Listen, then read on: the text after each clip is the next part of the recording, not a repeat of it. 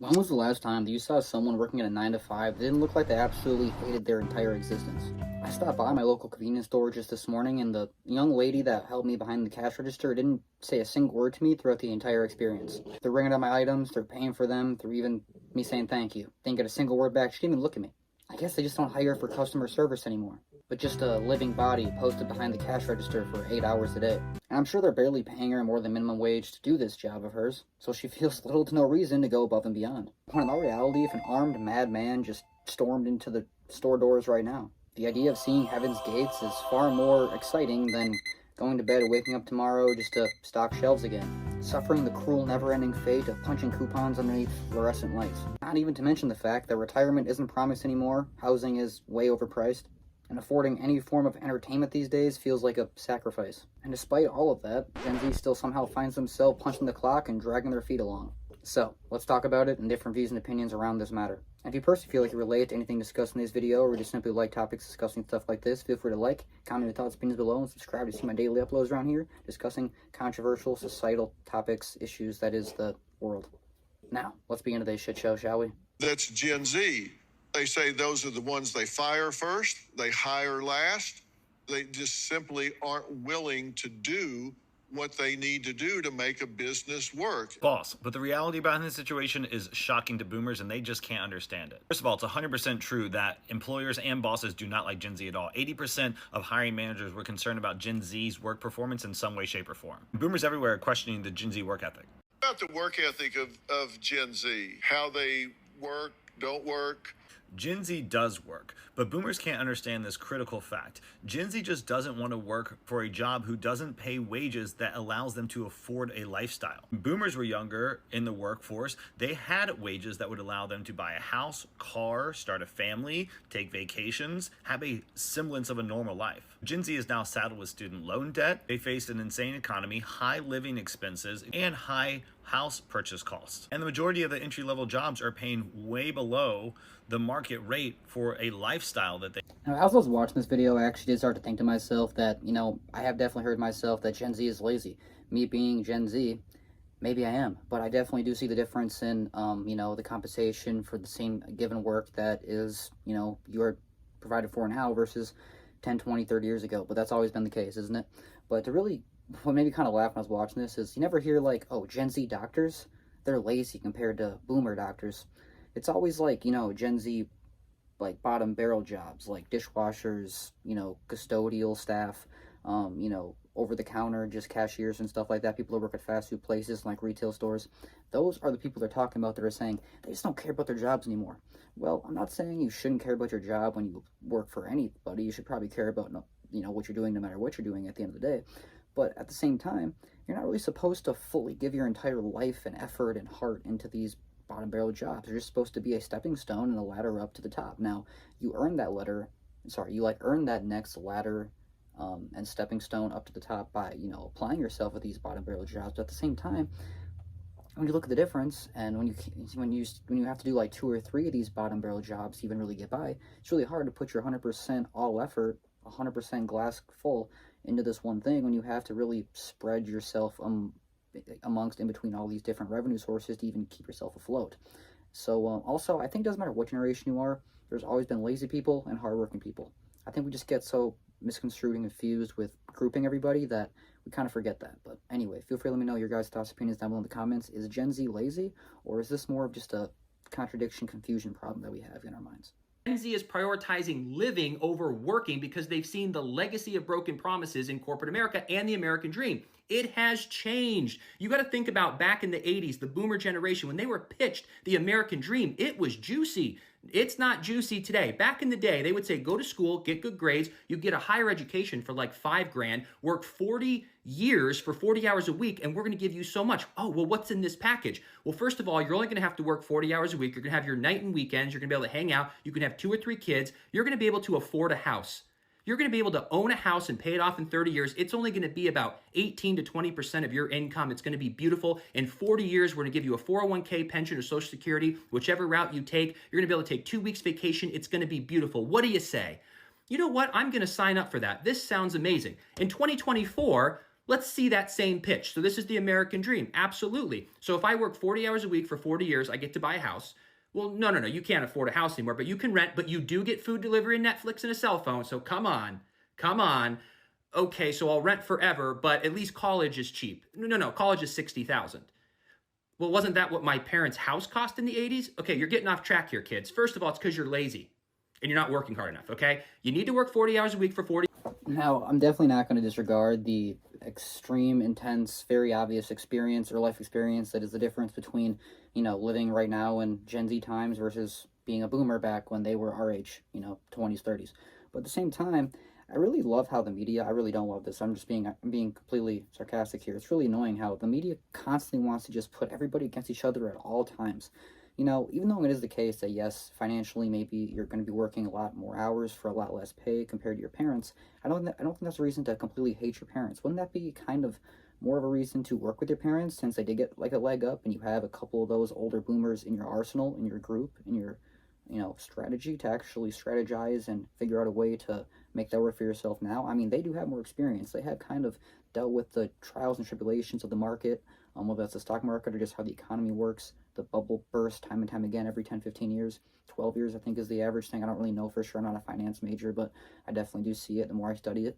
And it definitely is kind of interesting to think how, I think maybe even though it is very easy to, look against people that had it easier than you, but I don't really like that mindset. Even like when I was a kid, or like my older brother are like, oh, you're 12 years old, you shouldn't have a phone. Well, everybody in my class has a phone, and let's say I get kidnapped. That's why people have phones these days. Also, I got a track phone when I was a kid. I didn't have no iPhone until I was old enough to buy it myself. So at the same time, a little different now. Every 5-year-old has an iPad, so definitely different ages. But I don't, also, if you really want these next couple generations to have a step forward, a leg up, I mean, I'm not saying you want iPad kids, but if there's all these technologistical ways for you to make your mind smarter and get you farther quicker in life, maybe we should be happy that they have access to these things versus back in the day.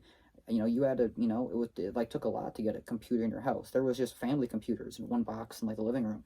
Now everybody has a computer in their pocket, on their own, in their room, on their phone, no matter where they are. So definitely different lifestyle.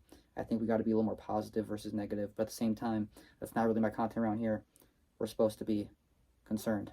That's kind of the state they want us in all the time.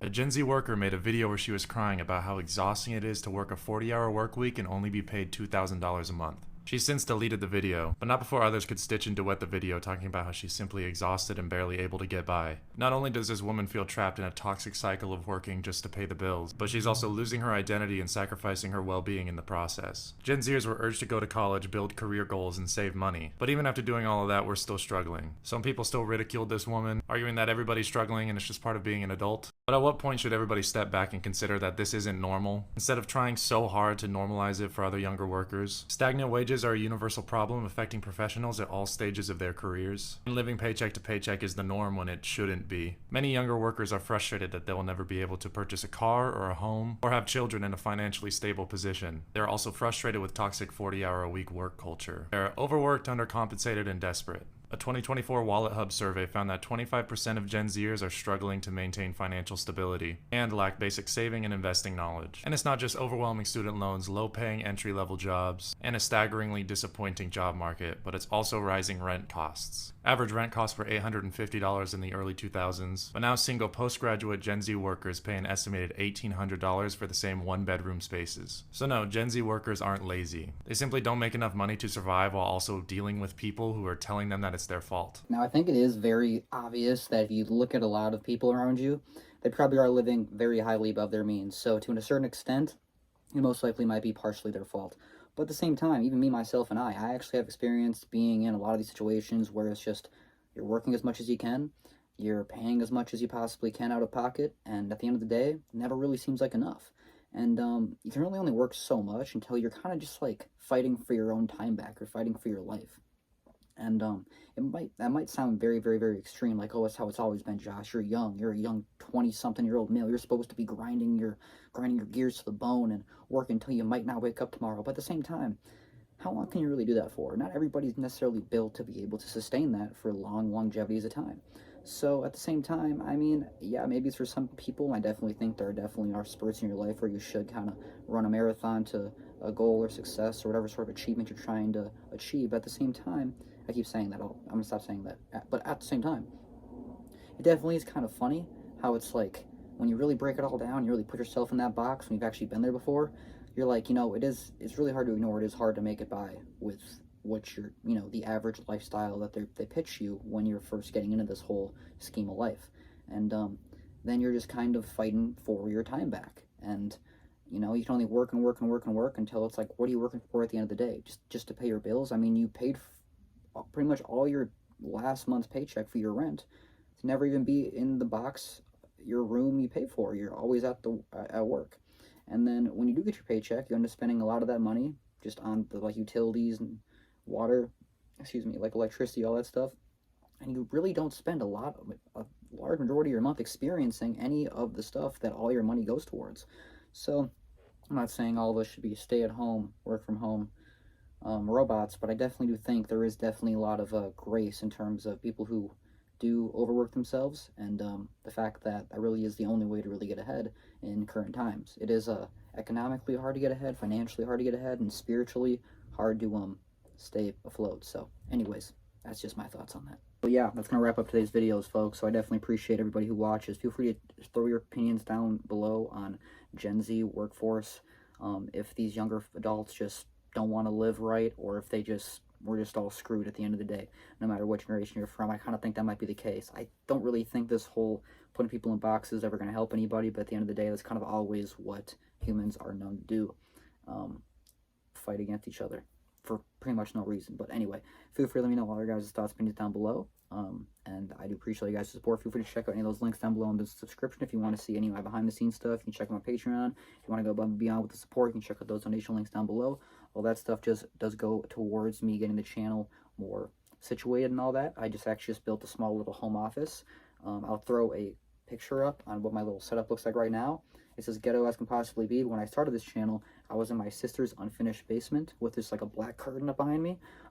After like 4 months, I moved into my older brother's like attics. Now I'm up in this room. I just spent the last weekend clearing out this room to make it more livable and more like home office like, so I can work more here and get back on my feet a little more. So anything that goes towards those links down below goes to funding this. The next few things I need to purchase are a desk and a tripod and a new chair, because this chair is one of these old donated ones that I'm more than happy to have. I have always been known to use what I have available to me, and I think that's what makes humans the #1 animal ever to exist. We are just as adaptable as can be. So either way, love you guys. Thanks for the support. Once I get my, first paycheck from the new job I have at the end of the month, all this stuff will be secured. But until then, I definitely appreciate all the support. So catch you in the next one.